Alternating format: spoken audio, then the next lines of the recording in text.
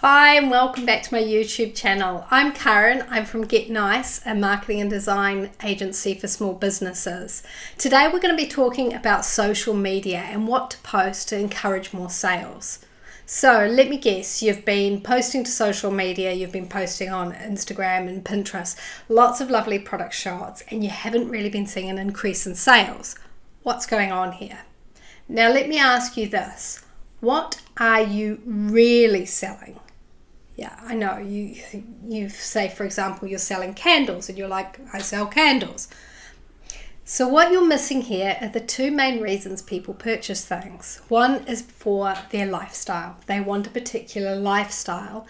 And the other reason is necessity. So let me go a little bit more in depth into this. Taking the example of a candle, if I wanted to purchase a candle, the reasoning why I want to purchase a candle might be because I want to feel relaxed.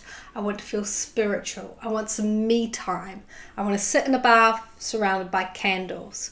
That's the picture I've got in my head, and I want that for myself. So that's a lifestyle choice. I've got this vision, and that candle is going to help me achieve that lifestyle.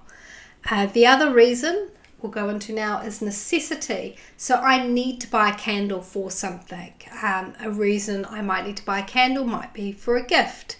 I might know somebody who's been really stressed out lately, so I think, a candle will be a great gift. If Valentine's Day coming up, it might be a really romantic gift, so you could, sell romance. So when I ask the question, what are you really selling? It's not just candles. It could be romance. It can be relaxation. It can be a really nice scented smell that makes your house feel clean. So all of these different things are what you could be selling. And a way to find out what this is, ask yourself, what problem does my product solve for that customer? So asking those questions, and you might have to do a little bit of research to find out what it is, what your customer wants.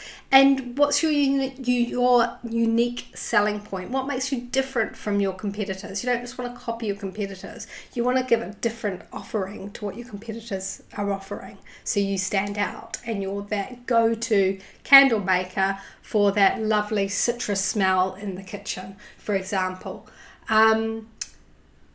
The one thing I'd have to say that you need to make sure is not to try and cover all bases. You really want to focus in on one or two things that your business stands for. So you don't want to be like the romantic, relaxing, sweet-smelling candle. And then unless you can encompass that into one picture, I wouldn't be going and posting pictures of clean kitchens and then pictures of warm baths and pictures of people on beaches, because the marketing message there is kind of getting confused. So you want to kind of focus in on who your target market is and how you want to speak to them, essentially. So let's try this again for a different product. Let's say we're selling earrings, for example.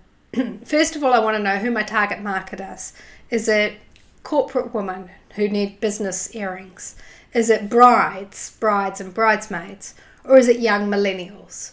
They're three completely different people. They're going to want completely different things. So once you've got your market, let's say we'll go with the millennials market, let's think about their lifestyle. What are their lifestyles? What are their desires? I would guess that it's probably stuff like partying and going out and going clubbing, watching bands, doing that sort of things.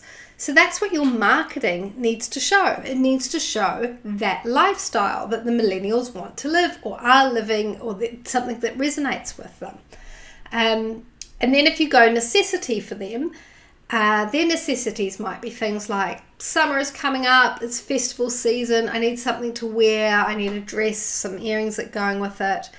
And that could be a necessity reason for them. So there are your two reasons. That's understanding their lifestyle and understanding the necessity that they need. And knowing your target market is going to make this so much easier.